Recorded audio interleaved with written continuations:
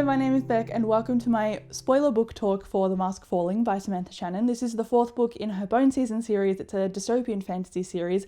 I absolutely loved this installment and I can't wait to get into all of my thoughts. However, I have filmed a spoiler-free review, so if you haven't read this book yet, go and check that video out instead because this is going to spoil everything in the book. It's going to spoil the ending, I'm going to make predictions, it's going to be great, but if you haven't read the book then don't watch this video, so that is your warning. Now let's get into my thoughts. Okay, so now we are in France in this book. We have moved on from London. Paige is the mime queen and she has established the mime order. She's got a whole criminal syndicate behind her now, but she's also gone through the torture of the previous book and so she's really recovering from that in here.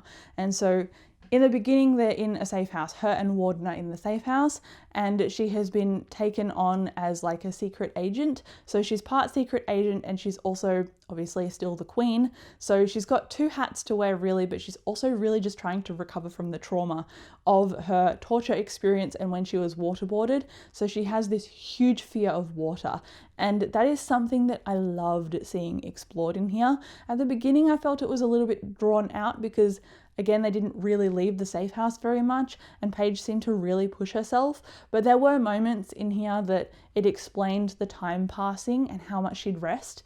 So it wasn't unbelievable, but at the same time, I wish more happened at the beginning rather than the middle and end, because that plot twist, man, that really got me. I'll talk about it soon. But Paige's character development, I love that she was so scared of water at the beginning that she couldn't even shower. Like, it made her so ill, it freaked her out, she couldn't do it. And then by the end of the book, she showered and it was something that freaked her out, but she could still do it. So there was a gradual character progression there, and that is something that I really liked because it wasn't done in an unbelievable way, it wasn't done quickly, and there was still the trauma there. It's not like the trauma happened and then she healed from it. It's an ongoing process that's always going to be with her, and I really appreciate how that was ingrained in here. The only thing that really didn't work for me in this was the pacing, and like I said at the beginning, they didn't really leave the safe house, so it felt like a book where it was a very slow start, a very slow burn to start, and understandably Paige is healing, so it would take her a while to get into the story,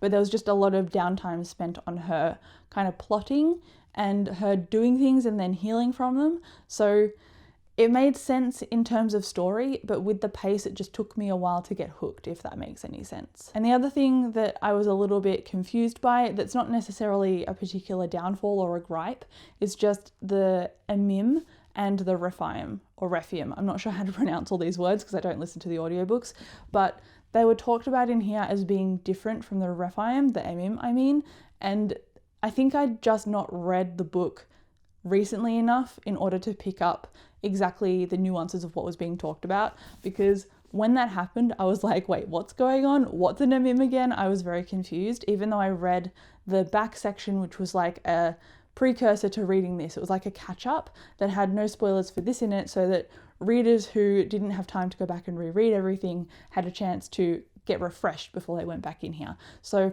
I didn't really notice any of that, and I did love the world building beside that little moment, but when that reveal was done, it felt like it was supposed to be like a mini plot twist, but it really didn't have the impact I think that was intended. With me, I was like, what? And I was a little bit confused, but I just read on and it all made sense later. So it wasn't a huge deal, but it was just something that I wanted to mention because it did kind of rock me for a second in confusion. But apart from that, I was fine with the world building. But then getting back to the world building and the plot, the way that the Rephaim have been built up and the way that Paige's relationship with Warden has been built up, what really packed an oomph for me in here, and it made me hooked into the book, and I didn't want to stop reading the book. I was thinking about it when I wasn't reading it. It was in my brain. It was when Warden revealed that everything he's done with Paige up to this point has been a lie. He's been infiltrating the mime order so that he can get, I guess, against her in the war that's going on. I was like, usually I can see that kind of thing coming, and usually in the little details I can go, hang on, that doesn't match up and that doesn't match up, so surely he's lying. In this instance, it was so convincing, and I really have to give props to Samantha Shannon here, because as far as I'm concerned, that plot twist was an absolute genius move and she executed it perfectly. There was a moment when Warden made eye contact with Paige as she was leaving, and I thought, wait, maybe there's something here. But it didn't occur any further, like nothing further happened on that moment. So I was like, that was just Paige having wishful thinking. Warden has turned against everyone. He knows everything. He's been right next to her this entire time. I was freaking out and it was amazing. Samantha Shannon did an incredible job with that plot twist. It was something that I was running around in my own mind in circles screaming about. This is the plot twist that I was talking about in my Vlogmas vlog, in my third Vlogmas vlog.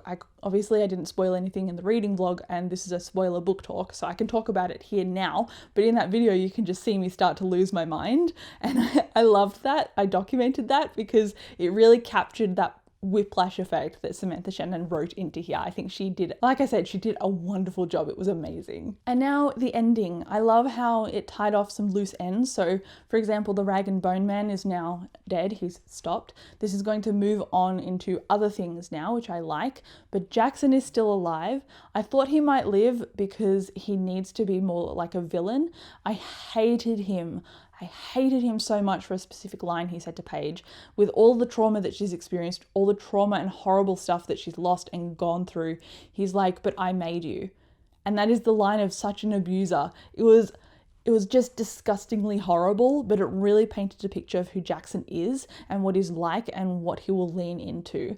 And even though I hated him, it made me realize what kind of character he is. So again, it was perfectly done on Samantha Shannon's part. Love to hate a good villain. I also love that it's a really complex relationship because Paige obviously still feels a lot for him because he was her mentor. So it's not as simple as saying he is the villain. It's very complicated and it's very convoluted, and it's just such a way to manipulate Paige, and it's another weak spot that can be exploited. And I think that she's going to transcend past that eventually, but she seems so vulnerable all the time, and I think that's going to be exploited by Jackson later because that's just the type of character he is. He is disgusting and horrible. And then Cade, I knew something was going on with him, but I wasn't aware that it was going to be he is another Dreamwalker level of something else going on with him.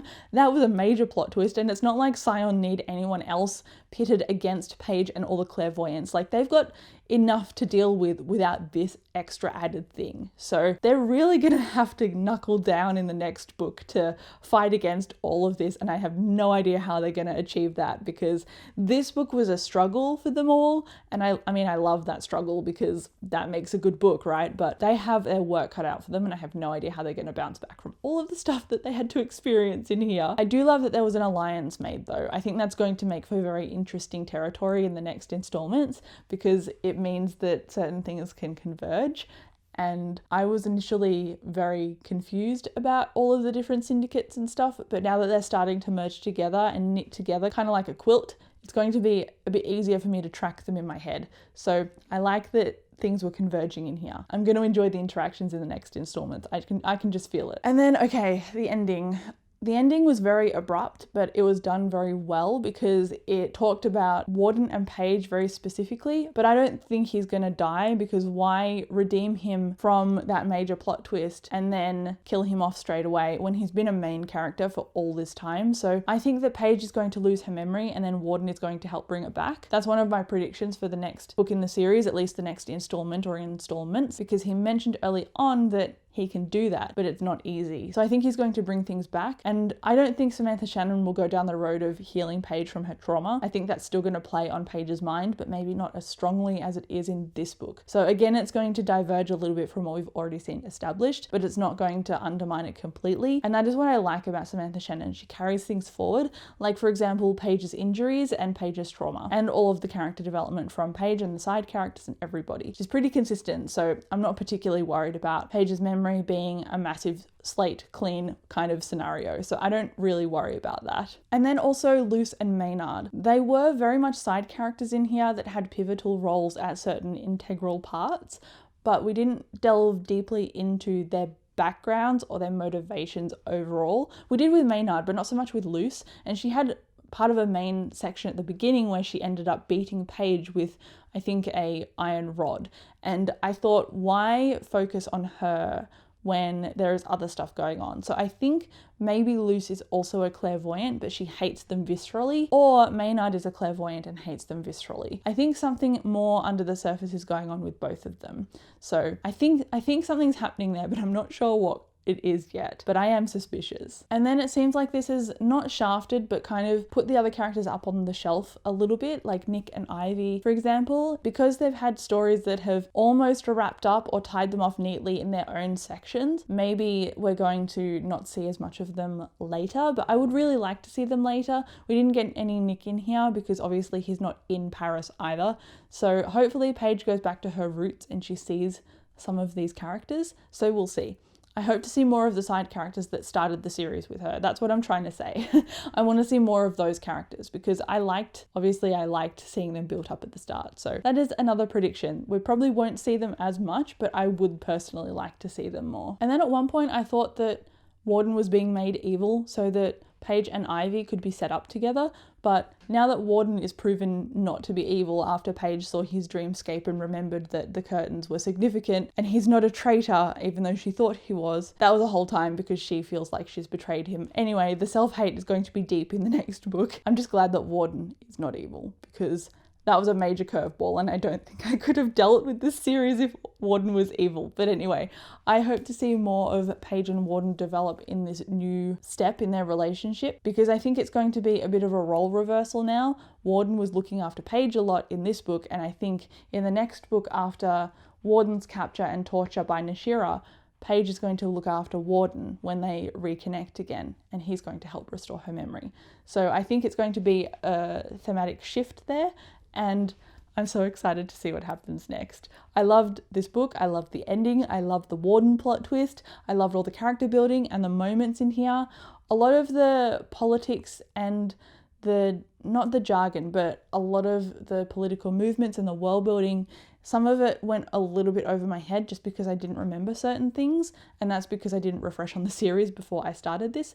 But I ended up loving this, and I can't wait to reread everything so that I can get an even better refresher, because when people start talking about this book, I can't wait to talk about it with them. So I think those are my thoughts. If you didn't know, I gave this 4.5 stars out of 5. The beginning and the pace kind of let it down a little bit for me, and so I could only give it a 4.5 based on how I felt reflectively, like looking back at all of the world building and the characterization, and then obviously the plot twist towards the end. So I loved pretty much all of this book except for the pace, and I can't wait to discuss it with people. So thank you so much for watching this video. Come chat to me down in the comments, and I will see you in my next video.